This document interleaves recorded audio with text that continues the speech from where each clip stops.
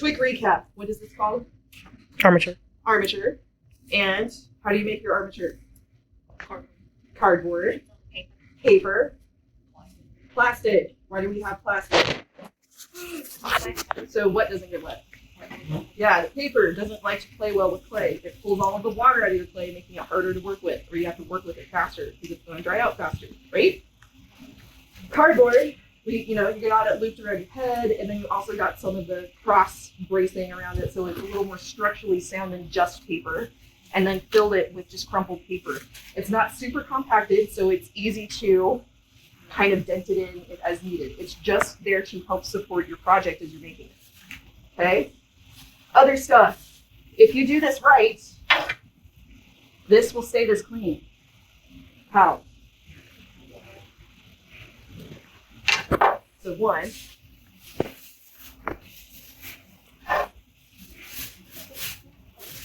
there we go. So put the bag around the board so we can put our project on the bag, and when we need to clean up, you turn the bag inside out. So it goes over, and be gentle because the bags are kind of crappy. They're good enough for what we need. But that way, everything stays in the bag and you don't have to clean stuff up. Crazy, right? Why is clay dust bad? Because you might get silicosis. Yeah, we don't want silicosis, right guys? Oh, see. So, plus if you've got asthma like I do, any kind of clay dust in here that is not necessary makes life unnecessarily gross and frustrating. So, what do we need next to make a mask? Clay. What is this called? A wire tool. Yes, that's it. A wire tool.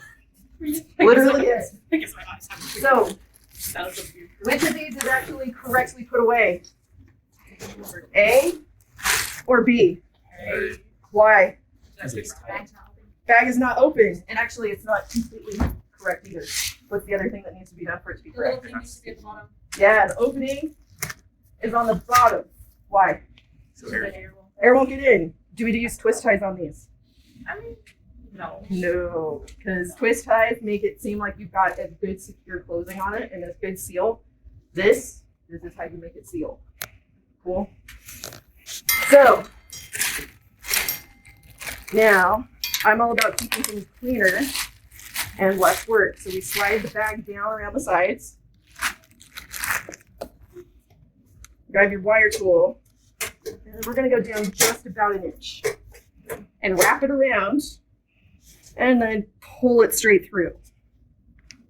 And that's all you need. Okay. So when you're done getting clay, you just pull the sides back up, twist, and flip. That's it. Now, getting clay, can we just throw this on there and call it good? No. What would be better? Rehydrate? No? It's already hydrated. Perfect, brand new, fresh clay. We have to melt it up. Make it into a slab. Yes, make it into a slab. Now, I know some people like to use rollers and all other stuff, but there's a couple reasons why I teach you guys not to do that. One, it's kind of a slacker way to do it. Two, Like, it gets it done quick. well, here's the other thing. So while I'm going through this, I'll explain. So I'm getting the middle about half as thin as the outside edge. So throwing slabs actually makes the slabs stronger than just rolling them out. If you roll them out, the crystals just kind of squish around and they do their own thing. The crystals themselves are hexagonal discs. Like if you looked at this under a microscope.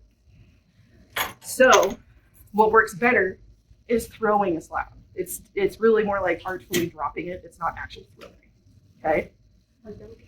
Yes. So after I've got the middle about half as thick as the outside edge, that's when I start throwing it. This is the process, is what it's called. So the thing is, the clay in the center moves half as fast as the clay on the outside edges.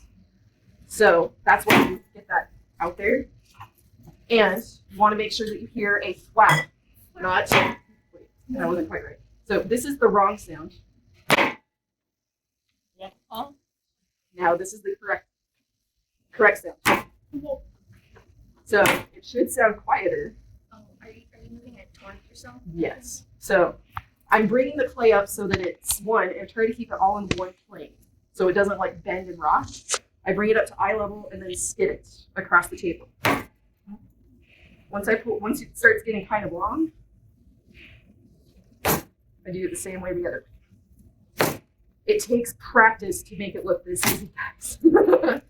And I'm gonna also show you guys kind of a cheater way to like make some slabs too.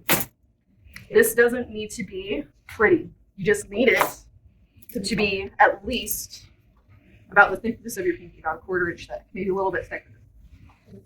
Okay, so next, I'm gonna get my clay slab onto my project. Watch how gracefully this is. That's literally it, guys.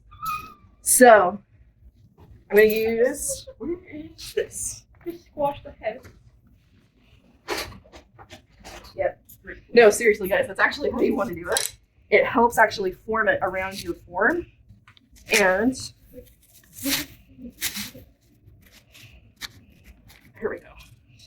I'm gonna do a rough trim. We're supposed to use this. So you can use these. You can use a potter's knife. You can use a needle tool. Since I'm working straight on the table, I probably want to avoid scratching it. So wooden tools work better. All right. So now I'm actually going to shift this over to my project. Okay. So now this is where I'm going to start becoming a little more mindful of how I'm getting this on here. And I've got an area on this side that needs more slab on it.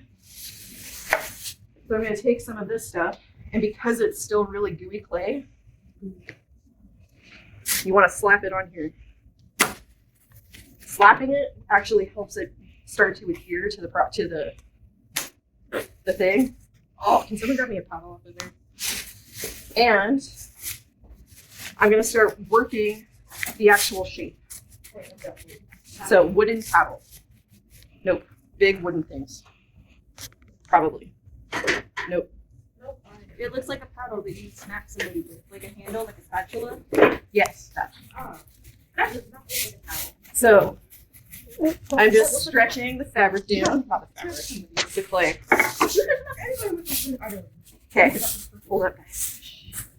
So I've got the sides kind of where I'm wanting them to be, and now I can use this. And here, I'm actually going to put this over. This is going to be easier. So to get those to seal together better, that's when I use this. This one has ridges on the side. You can get, I think there's some that don't have them over there. You don't have to use one of these. You can't even use like some of the potter's knives to do this. So, yeah.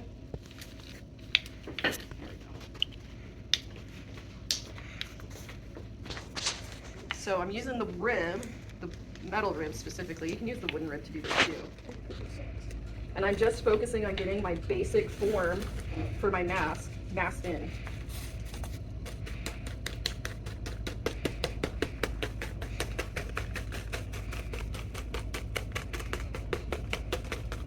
Just gently patterning it. Cool. And now is where it's going to be tricky. I'm going to set it down on the table. So, this is the important step. Do not skip it because you will be crying later and I will just point and laugh because I told you so. So, the reason why this is an important foundational step is if you skip this, then your project will start cracking as it starts drying. And then it'll just split the more it dries out and you can't fix it once it starts doing that. Okay? So you need to trim the edge. Okay? So to trim it and keep it nice and clean, don't try to cut it all in one pass. And actually, can someone go grab me a needle tool real quick?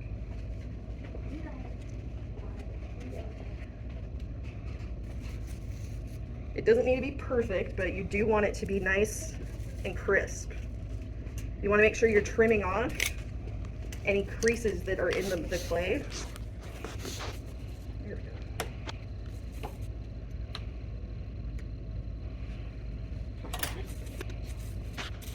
And ugh.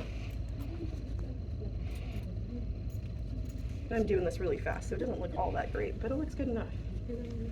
So, as you guys are getting to this point done, what are the tricks to making it so your clay doesn't dry out? You guys are gonna be on camera forever messing around. So, what should I be doing with my clay that's still good to keep it good? Push it together. Yes, and so this is still really mushy and good, but definitely want to wad it up. So that's what it's called. Yeah, gonna be wadding it up, sure. Because if we have all of this clay just, excuse me, sitting out, you got a big surface area that just starts drying out. Now, what am I doing now? Mushing it together. I'm what? Mushing it together. Yes, but what's this process called? Who Kneading? remembers? Kneading. In ceramics, we actually have a better name for it. It is wedging. This is specifically duckbill wedging. And it takes a while to get the hang of it. But this helps get the...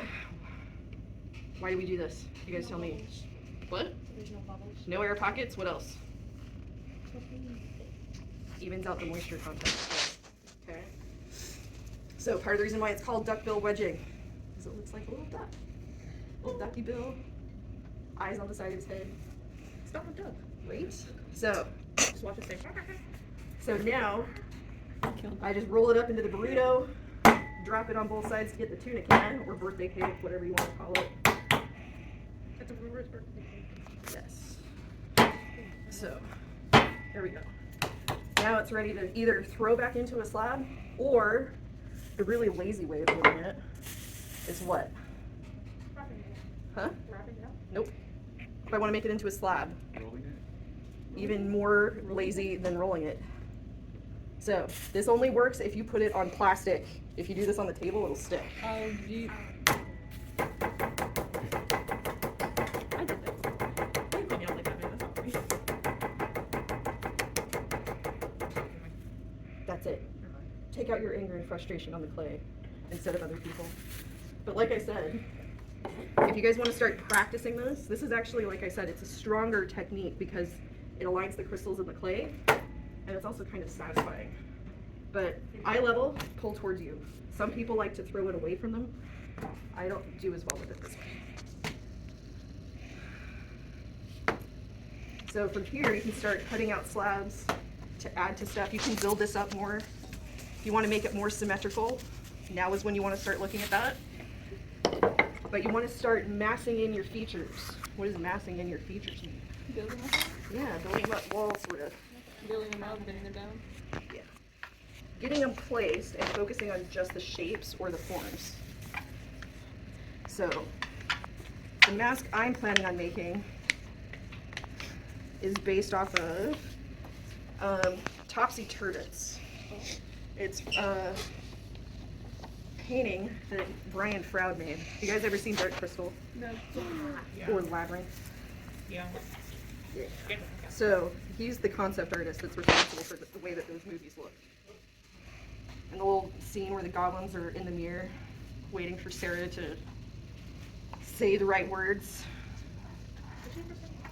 is kind of, so the Topsy Turvet painting that he did kind of inspired that scene. They're all these little critters that are all crunched up on each other. And the idea with the Topsy Turvet is they have two different faces at the same time. So when you have it up one way, you've got one face, and then you can turn it around and you've got a second face. So it's kind of like the idea of tessellations, kind of. It's really fun and weird. Anyways, I'm still going to lay out the basic features for about where they should be, so I've got an idea of where they need to go. So that's why I'm going to use my potter's knife. I'm going to put a center line, a midline, a quarter line, and a quarter line. It's not perfect, but neither are the Topsy Turvets. Which is the eye level? Top part. Nope. Middle one. Middle one. Your eyes are at the midpoint of your head. I don't want to see anybody have eyes in their forehead. Okay, it looks weird. That's usually the number one thing that people get wrong with proportions. Even if you're doing something fantastical, use that as a basis for where stuff should be. Because anything you do will look more coherent. Make sense? So from here, I can build in the eye sockets by just pressing the clay in.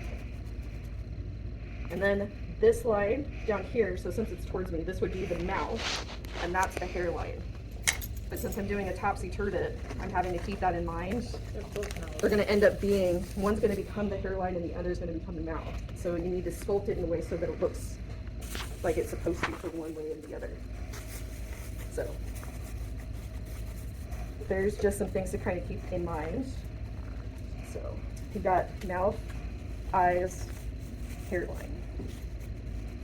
Then you can start sculpting. If you want to start building things out.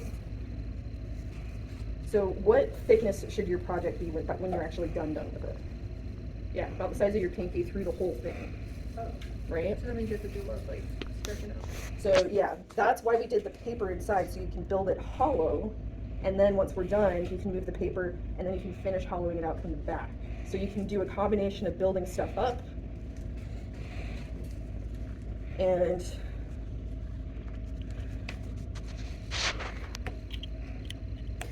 this is why I prefer to throw slabs, because you can get these really pretty thin edges to the clay, and it can almost start looking like fabric. And you get a really nice edge that you only get by throwing it. So I can create an eye, I can build up the cheekbone more. But this is why we went through and learned a lot of that anatomy stuff, because you have to build it in there for it to look correct.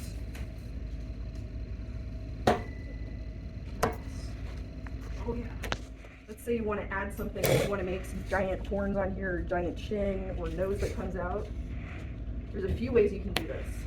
One, you could just put a huge wad of clay on there if you wanted, but what makes more sense is to build it hollow. What could you do to support it from inside? You could just put some paper in there. There's some scratch paper. Awesome. So, like if I wanted to make this guy's chin come out more, so I'm not worrying about it looking nice and pretty. I can make it nice and pretty later. I'm worried about it actually working.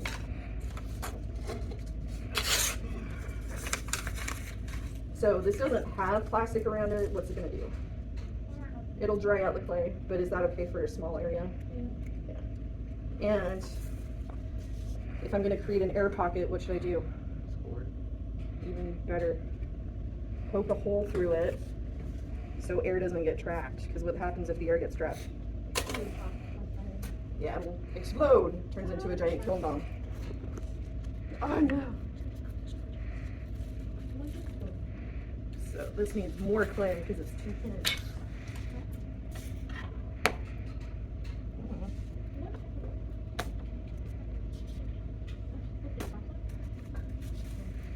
Sweet. This is looking really weird and terrifying. I like it. So it's a combination of just focusing on your forms and making sure they are where you want them. Should you be worrying about eyelashes or irises at this point? No. No. In all honesty, most of the time it kind of looks better if you don't do those. Kind of feels it sometimes if you put irises and pupils and all that other kind of detail. Because they're really difficult to pull off, for one, and two, it kind of has an interesting quality to it. There we go. Red violet. No. So, doesn't need to be perfect and smooth. That's kind of one of the things that you work on as you're building it, sculpting it out. And that separates the beginners from the seasoned veterans, is they don't focus on the details first. They focus on just getting the clay where it needs to go. And the cool thing about using the metal rib is you can kind of use it to scrape and pull clay to where you need it to some extent. There we go. That's looking better.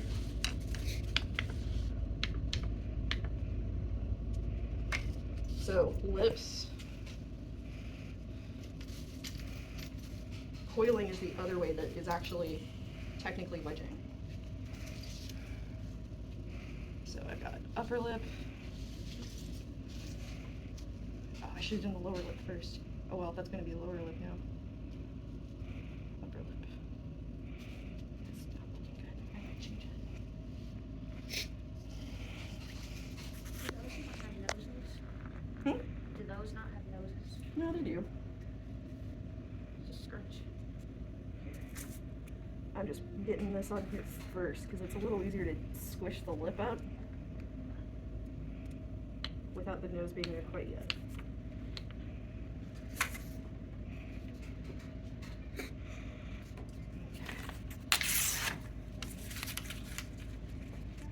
And now for nose. What basic form has your nose? Triangle. Triangle would be the shape. What would be the form? Prism. Triangular prism of some kind, right? Prism. Plus. Triangular spoon. Oh, dude, he's gonna have a huge hump in nose. Nice. Ah. There we go. He's working.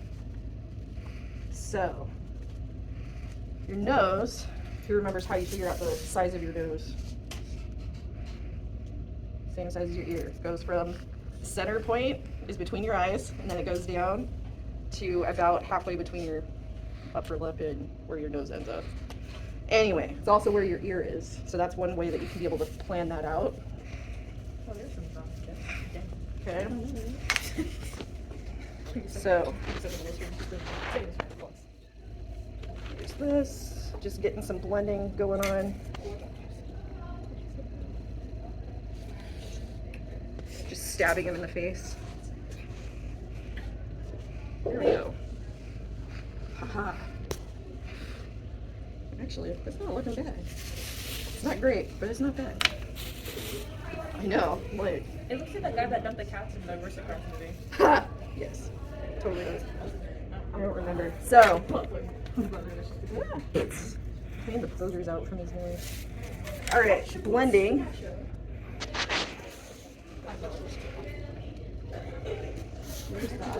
So, to get this to look more like an actual nose, who remembers the actual anatomy on the sides of the nose? What is it called? So, you've got your nasal bone, then you've got the apex, which is the tip of your nose, and you've got your septum, that's this big thing between your nostrils. Inside the hole is called your nostril. Bonus points, who remembers what the outside part is called, the actual flesh. No. It is cartilage though. No, it's the alar wings is what your actual nostrils are called. The hole itself in your face is a nostril, but the tissue is actually alar wing. So, yes. So what we can do is work on building out those forms, that anatomy. Kind of went a little too crazy there. Using the potter's thumbs. So digging that in, getting that shape, and then guess how you make the actual nostrils? Just poke it, man.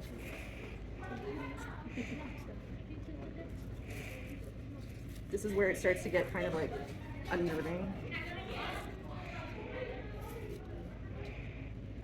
And then this is where you start blending in the nose to the top of your upper lip. Because I didn't do a very good job blending that out. Probably should actually build out the lips more. So some coils. Yeah, that's gonna be better. When in doubt, over exaggerate it. It's usually a little more interesting and entertaining to do. That was the plan. Blah. Haha. So if it looks like he's got a mustache, you're good. You're on the right track. Because who's had trouble with sculpting out lips? Okay. The trick is keeping in mind that your mouth is three-dimensional. It's not flat. Okay. Also keeping in mind how the muscles and stuff are attaching to your face. It affects the different parts of your face and your facial features. So your lower lip is actually underneath your upper lip. The muscles contract over top like this. So you got your lower lip is kind of attaching to your upper jaw underneath your upper lip. Your upper lip is going over and down, attaching this way. Did you guys kind of follow that? When in doubt, look at this, because this is actually That's part of how you can make stuff look more realistic, is building it up the way that it's actually built on your face. So it's like a two-sided flower. Kind of. So from here, that's when you want to start blending it back. Ugh. And yes, probably gonna look like a clown for a bit. And that's okay. So last thing to make it look more realistic, add in your booger gutter, or more appropriately, filtrum. That's what it's called? Yeah, the filtrum. I always call it your booger gutter because that's more entertaining. So, I just call it the Cupid arrow. Since this is the Cupid bow. I just call it the okay. So the next thing to make the lips look more natural is once you get that coil on, you build up the clay on the upper part and the lower part to blend it in. That's usually the piece that people leave out when they're sculpting faces and stuff. So the eye on this side is looking a little kind of funky. Looks like his eye's bugging out of his head, right? That's because we need to build up your brow bone, which is your superciliary crest. Because we started by setting in the eye, and now we need to actually build up the brow bone. That's a thing. Yeah, it's a thing. Oh. So, who knows what the purpose of your brow bone actually is? It's like a few It actually has a function. Sort. Sort of. Doesn't it hold up your eyelid? Sort of. That's kind of morbid when you really. It does give something for your eyelids to kind of attach to. It just, if you didn't have eyebrows, if you didn't have brow bones, you just go with the eyes and. Hello. No. That'd be kind of fun. So, everything on your face actually has a purpose or a function. Okay. And your brow bones, actually what they do is they cover your eyes and they help protect your eyes. So if you're getting hit with stuff, usually your brow bone will actually deflect a lot of stuff. It's also the reason why you have hair on your eyebrows is because your eyebrows actually catch dust and dirt and debris, so and kind of wicks it, and water and all that kind of stuff, and wicks it away from your eyes to protect your eyes. Your eyelashes are there to sweep debris away from your eyes and also help protect your eyes. It doesn't really creepy without any of that. Right? But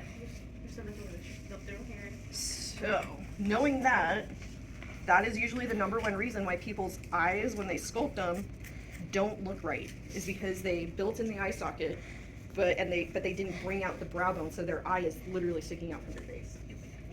It's what? Oh, it did. I'm sorry, bud. So it's all about building up these features. And yeah, this is really thick clay, but how are we going to fix it later? Yeah, just hollow it out from the back when we're done. Oh, let's get here. So, you want to have your basic shapes and forms masked in. Does it need to look pretty yet? No. And to give myself some extra security, to make sure that it doesn't dry out between stuff. So one, I'm gonna wad up my clay, whatever my excess clay is, because we're gonna pretend the bell rang. Oh wait, not the phone thing. I'm gonna set that there. And there is an art to spraying your project. Should it be sitting in puddles of water? No. Why? Because it'll get squishy. It'll get super squishy and it'll actually start eroding the base of your project. So, when I've got something like this, I'll usually just lift it up, test it real quick. There we go. I focus on just spraying it a couple of times. That's it. And now, you can always get somebody to help you with this. One person can hold the tray while the other flips the bag inside out, over the bag and your project. Oh, come on. But be gentle. These bags love to rip and tear. So I pull everything to the edge, gently get as much air out as I can, and this is the one step that everybody forgets. What is it? Put it underneath. Yeah, you twist the bag so it's closed, and then you put it underneath. And then when you put it on your shelf, the tray is resting on the tail, so that way it stays closed. Makes sense? Questions? You guys good? Wait a minute. So, you guys have any questions about this? I got horns on my furniture. Do I have to do anything with that? So, you're going to be wrapping your horns with clay, like I did for the chin and the nose. Time. That is a good question. I don't know. don't have a clock anymore. Wait, you're the 3:44. Cool. We got